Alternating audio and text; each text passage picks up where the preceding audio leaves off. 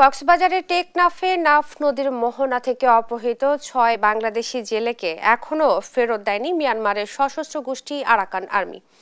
গেল মঙ্গলবার বেলা ১১টার দিকে শাহপরীর দ্বীপের নিকটবর্তী নাইখেংদিয়া এলাকায় মাছ শিকার শেষে ফেরার পথে তাদের ধরে নিয়ে যায় আরাকান আর্মি।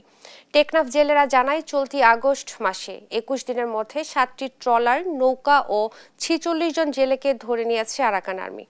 এর মধ্যে টানা ৪ দিনে ৩৯ জেলেকে অপহরণ করা হয়েছে।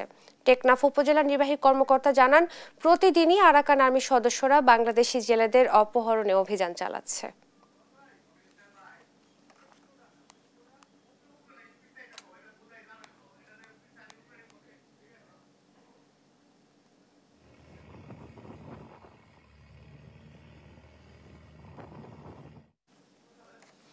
আরাকান আর্মির হাতে জেলেদের অপহরণের বিষয়ে আরও জানাতে যুক্ত হচ্ছেন সহকর্মী আব্দুর রহমান। জেলেদের উদ্ধারের বিষয়ে প্রশাসনের কোনো পদক্ষেপ দেখছেন কিনা জানাবেন।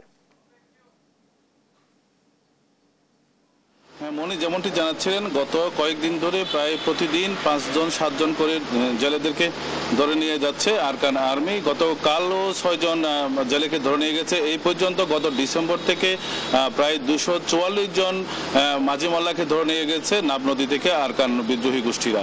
এবং প্রতিদিন কোনো না কোনোভাবে ট্রলিংয়ের দ্বারা যদি মানুষগুলোকে নির্ভর ধরে নিয়ে যাচ্ছে। এবং আমাদেরকে উপজেলা নির্বাহী কর্মকর্তা যেটি জানিয়েছে যে ওনারা এ পর্যন্ত ১৯৭ জনকে বিভিন্ন মাধ্যমে উদ্ধার করেছে এবং ২৭টি বোট ট্রলার উদ্ধার করেছে। কিন্তু স্থানীয় মাঝি মাল্লা এবং যে জনপ্রশাসন রয়েছে তারা জানিয়েছে, এভাবে যদি নিজ দেশ থেকে তারা আরাকান আর্মির প্রতিদিন লোক ধরে নেওয়া যায়, তাহলে এটার ফলে কিন্তু বাংলাদেশের যেই জীবন মান হুমকির মুখে পড়বে এবং এখানকার যেই লোকালয় রয়েছে তাদের জীবনযাপন দ্রুহ হয়ে যাবে। এবং প্রতিদিন কোনো না কোনো গুলির শব্দে মানুষের সীমান্তবর্তী এলাকা মানুষের ঘুম ভাঙে এবং এই ঘুম ভাঙার মধ্য দিয়েও তাদের যদি শান্তি হতো যদি তাদেরকে ধরে নিয়ে যাওয়া যেত। অপহরণের জন্য তারা এমন কোনো কাজ নেই, জেলেদেরকে নির্যাতন, ট্রলার সহ, মাছ সহ বিভিন্ন সময় নিয়ে যাচ্ছে। এবং বিজিবি আমাদেরকে যেটা জানিয়েছে যে তারা সবসময় টহল উদ্ধার থাকার তৎপরতা থাকার পরেও ওনারা সুবিধা মতো সময়ে এসে আরাকান আর্মি সো মেরে তাদেরকে নিয়ে যায়।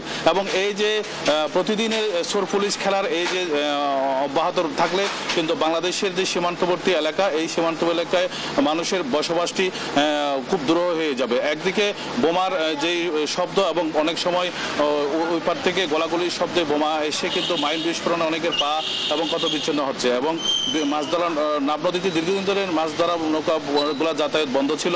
গত কিছু থেকে চালু হওয়ার পর থেকে কিন্তু প্রতিদিন কোনো না কোনো ট্রলার এবং বোটকে ধরে নিয়ে যাচ্ছে এবং এই ধরনের অব্যাহতটি দিন দিন বৃদ্ধি পাচ্ছে। এবং যে সময়ে প্রধান উপদেষ্টা সহ প্রায় ৫০টি দেশের রাষ্ট্রদূতরা কক্সবাজারে একটি বড় ধরনের সম্মেলন করলেন রোহিঙ্গা ফেরত দেওয়ার জন্য, সেই রোহিঙ্গা ফেরতের মধ্য দিয়েও কিন্তু প্রায় ৫৪ জন বাংলাদেশিকে ধরে নিয়ে গেছে আরাকান আর্মি।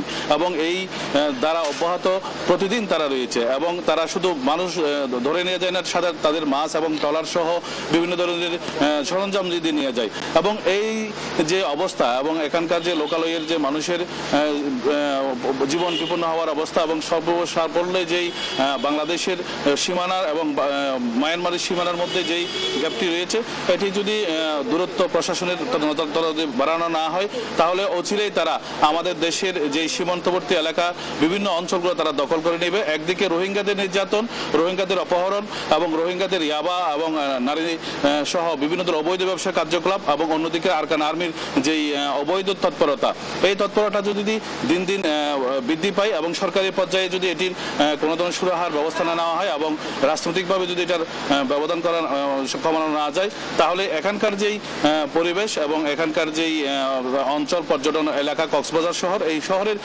যেই দিন দিন যে অবস্থাটা এটি পর্যটন বিমুখ হবে এবং দেশ এবং বিদেশি মানুষের কাছে এটি একটি আতঙ্কের নাম হিসেবে পরিচিত হবে। এটাই ছিল আমার কাছে সর্বশেষ মনি।